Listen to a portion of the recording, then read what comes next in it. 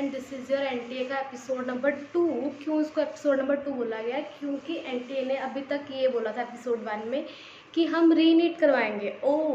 रीनीट for only MP के students, 75 students जिनका कि नीट अच्छा नहीं हुआ था क्योंकि वहाँ पे पावर कट हो गई थी एट द सेंटर।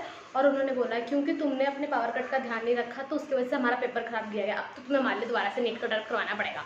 और इसके लिए उन्होंने अपनी पिटीशन फाइल करी और जिसको नीट ने अपने एनटीए ने मद्देनजर में रखते हुए कहा कि ठीक है हम तुम्हारा दोबारा से रीनीट करवाएंगे अभी फ्यू डेज बैक।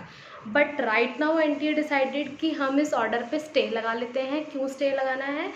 क्योंकि अभी पता नहीं कि हम कंडक्ट करवाएं या ना करवाएं, क्योंकि हमारे मेहता जी ने कहा कि अगर रीनीट दोबारा कंडक्ट होगा तो इन सब में बहुत टाइम लगेगा, सीट डिसाइड करना, सेंटर वगैरह, और फिर इनका एडमिट कार्ड आना, एग्ज़ाम होना, रिज़ल्ट आना, इन सब में इतना कुछ होगा और डिले होगा।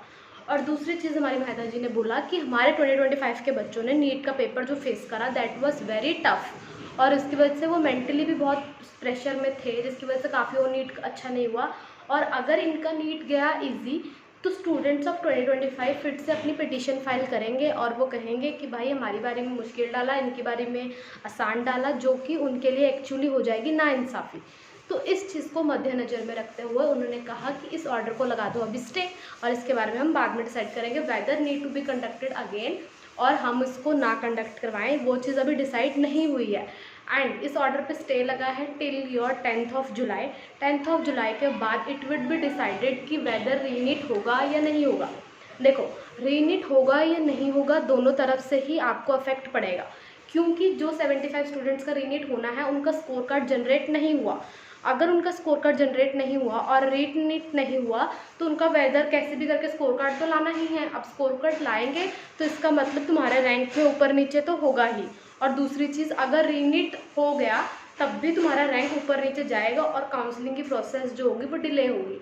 तो वेदर इन केस यानी कि इस रैंक के ऊपर नीचे जाने के तो चांसेस हैं ही। तो अभी आपको क्या ध्यान रखना है? आपको बस इतना ध्यान रखना है कि जो साइट्स पे काउंसलिंग की जो भी डिटेल्स आती रहे वो 10th ऑफ जुलाई तक तो नहीं आएंगी, बट उसके बाद कभी भी कुछ भी आ सकता है। तो आप उन चीज़ों को बिल्कुल ध्यान रखते हुए कि हाँ कहीं आ ना जाए, तो इन चीज़ों को बिल्कुल ध्यान रखो और बिल्कुल कंसर्न रहो कि कब कुछ क्या हो रहा है। और दूसरी चीज़, जो बच्चे दूसरे कोर्सेज़ में पार्टिसिपेट करना चाहते थे या एडमिशन लेना चाहते थे तो तुम लोग अपनी तैयारी तो कर ही रहे थे, तो अपनी तैयारी पे बिल्कुल ध्यान दो, अभी इन चीज़ों में ना ध्यान देते हुए, और जहाँ जो एग्ज़ाम है उन एग्ज़ाम्स को प्रिपेयर करते हुए जाएं। और जो लोग 75 स्टूडेंट्स में आते हैं और उन्होंने अपने नीट की तैयारी करनी है तो वो लोग अपनी नीट की तैयारी रखें, क्योंकि कब क्या हो जाए इस बात का मालूम नहीं। तो आपको मेन ध्यान रखना है कि आप अपनी तैयारी को कंटिन्यू बनाए रखें। काउंसलिंग में पार्टिसिपेट करने वाले स्टूडेंट्स अपने डॉक्यूमेंट्स रेडी रखें। डॉक्यूमेंट्स पे ये ऑलरेडी वीडियो है कि आप देख सकते हैं वेदर कौन से डॉक्यूमेंट्स काउंसलिंग के लिए मैंने लेके जाने हैं। एंड इट वुड भी, अगर रीनीट नहीं हुआ तो इट वुड भी में अक्कर तुम्हारे की 3rd वीक ऑफ जुलाई मेनली आ जाता है कि भाई हाँ होना है, काउंसलिंग कब होना है। तो आप लोग अपने इसके अकॉर्डिंग तैयारी बनाए रखें। All the best.